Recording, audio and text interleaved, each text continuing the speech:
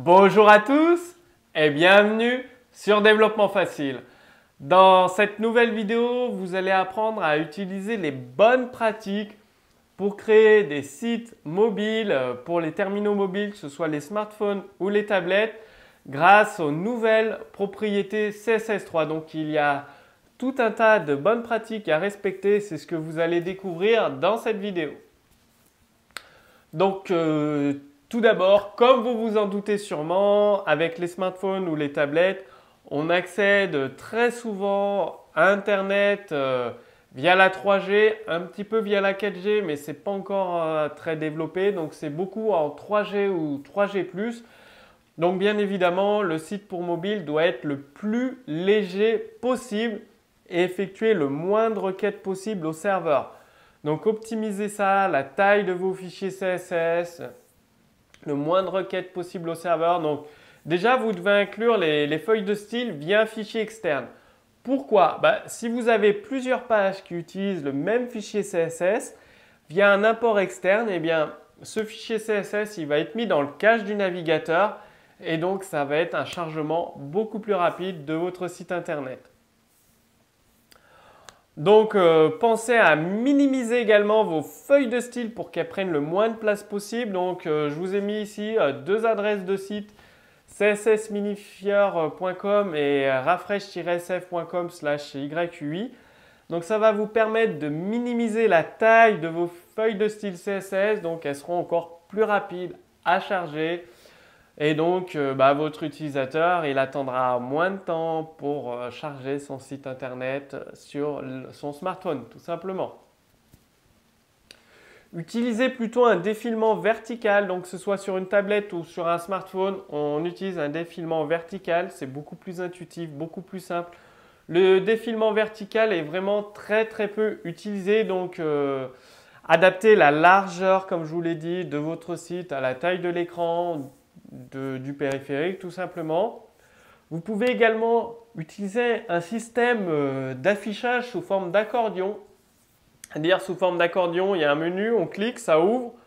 On clique sur un autre menu, ça ouvre une autre zone. C'est très pratique l'accordion pour afficher énormément d'informations sur un espace réduit. À chaque fois, c'est des panneaux qui s'ouvrent et le contenu change. Vous avez également la technique d'utiliser des sprites avec CSS3, c'est-à-dire vous avez une image qui contient plusieurs logos et avec les sprites CSS3, vous donnez des coordonnées de l'image. L'avantage, c'est que vous ne faites qu'une seule requête pour charger la grande image au serveur et grâce à CSS3, vous prenez des morceaux, donc chaque logo qui sont dans votre image. Donc vous pouvez également utiliser les pourcentages dans le fichier CSS pour afficher vos images. Ainsi, si vous donnez une largeur et une hauteur en pourcentage, l'image va s'afficher automatiquement quelle que soit la taille de l'écran, du périphérique, que ce soit une tablette ou un smartphone. Et donc c'est là où vous devez utiliser des designs responsifs. Donc je vous ai fait plusieurs tutoriels déjà sur développement facile que je vous invite à consulter. Sinon, en gros, pour résumer un site responsive, c'est un site dont la largeur, la position des éléments s'adapte automatiquement, que ce soit un smartphone, une tablette ou un ordinateur de bureau. Votre site internet va détecter le périphérique et il va savoir s'adapter, adapter son affichage pour qu'il soit toujours agréable pour l'utilisateur, que ce soit sur un smartphone, une tablette ou un ordinateur de bureau. Donc c'est très important de créer des designs responsifs. Donc je vous ai mis un petit exemple de code source d'une div. Par exemple, vous avez une image qui contient plusieurs logos. Donc vous faites une div de la taille de votre image, largeur, hauteur. Vous mettez la background de votre image qui appelle logo.png. Donc cette image logo.png contient les différents logos. Et ensuite, dans votre CSS, vous faites flèche gauche, flèche droite pour définir ça. Et donc, ça va définir si vous voulez l'affichage de votre image, si vous voulez afficher des éléments en plus. Donc, vous faites une div avec flèche gauche pour la référence à votre image gauche qui est dans tous les logos. Une div avec flèche droite pour la référence à votre image droite qui est dans tous les logos. Et ensuite, c'est là où je vous expliquais, où vous définissez une image avec les coordonnées correctes qui s'affichent. De toute façon, je vais reprendre dans un exemple pour vous montrer les coordonnées. Ce sera beaucoup plus simple. Là, c'est expliqué un petit peu rapidement sur un PowerPoint. Je pense que c'est beaucoup plus parlant quand on voit ça à travers un exemple. Vous pouvez également encoder vos images en base 64 et non pas via un fichier externe. Donc l'encodage en base 64, ça rend la taille de l'image plus grande, mais ça permet de réduire très fortement les appels au serveur car aucun fichier est chargé. C'est-à-dire si vous utilisez des images avec CSS, à chaque fois qu'il y a un background URL, l'URL de l'image, vous allez interroger le serveur pour charger l'image. Or, si vous l'encodez en base 64 directement dans votre fichier CSS, vous chargez uniquement votre fichier CSS, donc il y a une seule requête envoyée au serveur, c'est tout.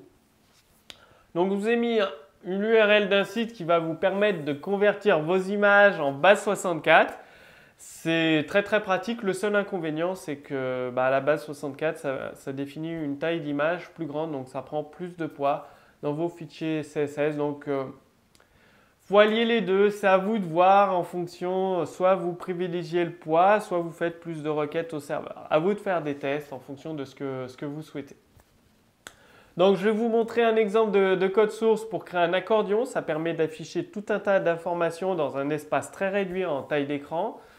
Vous allez voir un exemple de code source avec une image encodée en base 64. Très pratique, très simple. Et vous allez voir un exemple de code source avec une image encodée dans des sprites, c'est-à-dire une image qui contient plusieurs logos et comment utiliser le système de sprite avec CSS3. Donc, on passe tout de suite à la pratique. Donc, on passe à l'exemple de code source. Donc, pour créer l'accordion, vous avez une classe accordion qui a bien été évidemment définie en CSS. Donc, l'accordion, on définit une largeur. Ce que je vous ai conseillé dans les bonnes pratiques, c'est de plutôt définir vos largeurs, non pas en pixels, mais en pourcentage. Comme ça, quelle que soit la taille de l'écran, la largeur de l'écran, que ce soit sur un smartphone ou une tablette, bien, le fait de définir un pourcentage, on prend 90% de l'espace disponible de la largeur. Donc là, l'accordion pour le titre. Le titre, en fait, c'est ça, tout simplement. Donc là, vous avez l'accordion en fonctionnement. Il suffit de cliquer pour afficher beaucoup de contenu. Et ensuite, vous avez le contenu de l'accordion avec un effet de transition que vous pouvez définir. Et donc, vous l'intégrez comment? Une div qui utilise la classe accordion, une section, le titre et une autre div avec une table où vous mettez le descriptif. Donc, plusieurs sections pour l'accordion à chaque fois avec l'ID langage et le href référence à l'ID pour effectuer l'affichage. Donc ça, vous pouvez mettre une image, ce que vous voulez dans le contenu de l'accordion. Donc ça donne ici notre table. On clique, ça affiche un autre élément. Donc ça permet, vous pouvez entasser tout un tas d'informations. Et à chaque fois, vous cliquez, ça vous permet de gérer un affichage, donc d'afficher énormément d'informations sur un espace disponible restreint. Ensuite, donc ça, c'est une image encodée en base 64. Donc, comment ça marche? Donc, on a une div avec un ID point rouge. Et donc, dans le CSS, on a l'ID point rouge. Donc, l'image est encodée en base 64. Et donc, là, vous obtenez le décodage. C'est-à-dire, là, vous l'avez encodée en base 64, votre image. Et juste ici, elle s'affiche correctement. Donc, c'est interprété correctement par le HTML. Ensuite, vous avez un sprite. Donc, une image sprite, je vous montre ce que ça donne. Une image sprite, c'est tout simplement une image où il y a un logo, donc où il y a plusieurs logos. Donc, dans cette image, il y a seulement 2 logos. Et donc, comment ça marche? Vous définissez un conteneur avec l'URL de background, votre image, la taille d'une seule image et derrière le sprite du logo 1, le sprite du logo 2 avec les positions en 0, 0, la taille c'est l'image 1, 0 et moins 100, parce qu'il y a 50 la première, après on descend plus bas pour avoir la deuxième, on définit la taille. Et dans le fichier HTML, on a le container avec le sprite 1, un autre container avec le sprite 2, et ce qui vous donne tout simplement l'image 1, l'image 2. Pourquoi il y a les 1 et 2? C'est pour les différencier. J'ai rajouté le texte 1 et 2. Donc là, l'image encodée en base 64 dans le CSS, tout simplement. Donc voilà, c'est long. Le sprite, les coordonnées pour récupérer le sprite avec la hauteur et la largeur. Voilà, et donc là, le menu accordion. Donc vous avez vu, c'est assez simple de créer un menu accordion, d'encoder une image en base 64 et d'utiliser les sprites. Bon ben maintenant c'est à vous de jouer, utilisez les nouvelles possibilités d'HTML5, CSS3 pour vos sites sur mobile. Vous avez déjà eu plusieurs cours pour apprendre à utiliser le potentiel qui s'ouvre à vous avec HTML5, CSS3 pour créer des sites mobiles, aussi bien sur smartphone que sur tablette et également sur ordinateur portable. Si vous avez des questions, comme d'habitude, posez-les directement sous ce cours vidéo. Moi, je vous invite là justement dans la deuxième vidéo donc à cliquer sur le lien, sur l'image, lancer la deuxième vidéo. Dans la deuxième vidéo, ensemble, on va aller beaucoup plus loin dans la création de sites complexes et toujours performants pour les mobiles, les smartphones, les tablettes, et également les ordinateurs de bureau. Donc, vous allez apprendre à créer 2 à 3 fois plus rapidement en équipe des sites pour mobile. Donc, vraiment, tout est expliqué dans la deuxième vidéo. En plus, il y a un système de questions-réponses. Vous pouvez me poser toutes vos questions et je vous réponds dans le détail, toujours avec des exemples de code source. Donc, cliquez simplement sur l'image, lancez la deuxième vidéo sur ce lien. Moi, je vous retrouve tout de suite dans la deuxième vidéo. Donc, à tout de suite.